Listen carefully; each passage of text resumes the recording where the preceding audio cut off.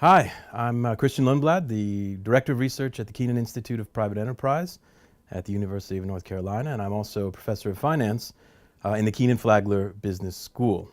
And I'd like to share a few thoughts with you, given where we are with respect to Brexit. We now are in early April, and that we've passed the day that was supposed to have been Brexit Day, and that was the end of the preceding week. And we haven't left. So Brexit has not actually yet at present happened. And instead what's happened is we've got a moment where there's been a temporary reprieve.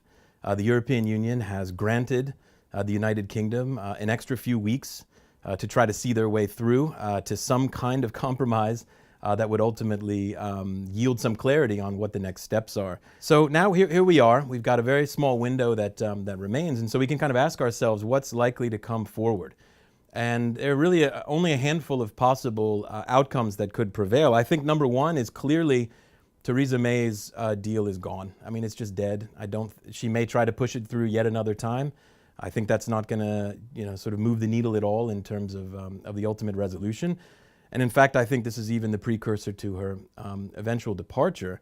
But so what? What's left then, right? So what's going to happen from there? Well, number one, in terms of what actually could happen feasibly, we may actually see a new referendum.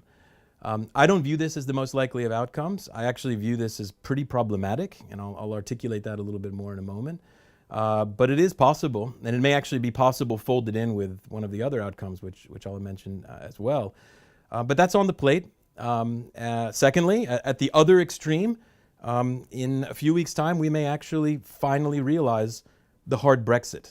And that's really where the European Union and the United Kingdom have a full divorce with no roadmap for subsequent relations.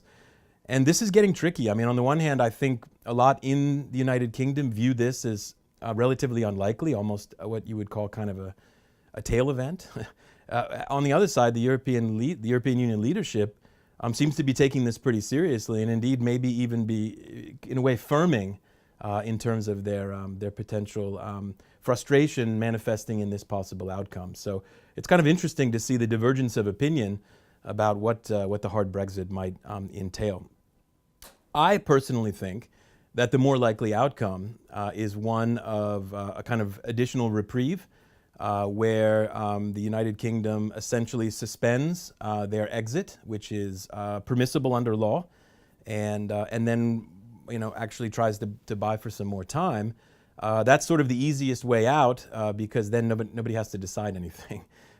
This will be highly problematic because it will only further enrage those that are asking for a proper exit. And indeed, what then happens, will then the United Kingdom follow some of the things which might have been indicated in the sequence of indicative votes. There was a mild support for some kind of customs union that would prevail on the back end of that. There's also a support where actually there would be a vote that would go back to the people, a kind of rolling up of a referendum. So whatever was supported under this exit extension, that would then have to go to the people to be either voted yes or no. This has been sort of played as a possibility. I think that's probably a bit more likely as an outcome in terms of just buying time. I find very little clarity on what's going to happen next in terms of what they will actually do. So it may simply be an exercise in kicking the can down the road, and don't underestimate any politician's ability to do exactly that. Now here's the real reality, of course, which is for business leaders that are tasked with trying to navigate business decision making in such an environment that's as challenging as this, the real only parallels that we have, distressingly, frankly, come from the emerging world. The emerging world is well characterized by institutional weakness and political risk. And indeed, I've been spending a good amount of my time over the last decade or so trying to engage in research to measure this and to understand how this is affecting decision makers. And so there's a few papers that I'm going to attach to my attendant blog, which sort of give you a signal of the things we've been working on. But the challenge is this is tough. It's very nuanced. It's not only that the institutional environment in the emerging world is challenging, but it's also extremely uncertain. And so it makes it very difficult for resource allocators to figure out how best to allocate their resources in a world that is particularly murky. We can see that that influences trade. That's a sequence of other research outside of my own, but my own research has been primarily focusing on cross-border finance. This impedes external investment. It affects asset market valuation.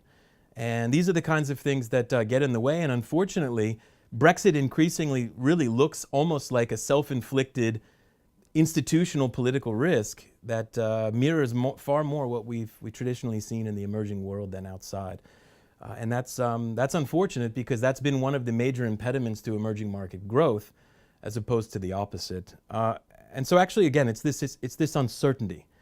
And so here's my appeal in some sense. Uncertainty is difficult, it's murky, it's hard to see around the corner. It's really almost characterized by, I don't necessarily know what the states of the world might be, and I certainly have absolutely no clarity on how best to ascribe individual probabilities to those states of the world. And so again, think about the extreme of Brexit at a hard realization on one end versus a full new referendum that could go in a multitude of different ways. Imagine trying to articulate what the world would look like under those two scenarios and then allocate resources in that kind of setting.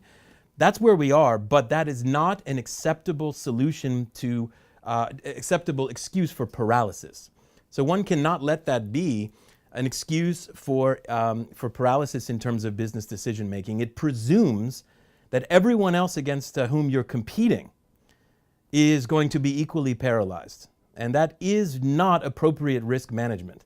Risk management is often taking the right kind of risk, asking yourself, am I taking the right risks or enough risk to have any hope of meeting my strategic objectives?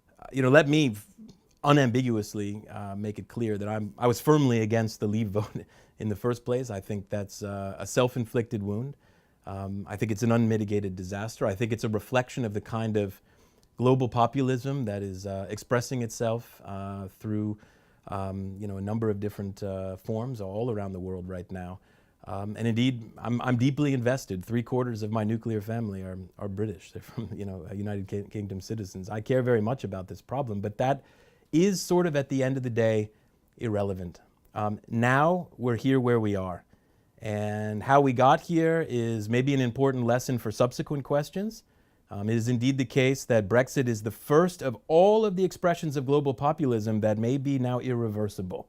There's now timelines and moments that we're going to have to be particularly cognizant of in a way that may not be the case for any other expression that we've seen outside.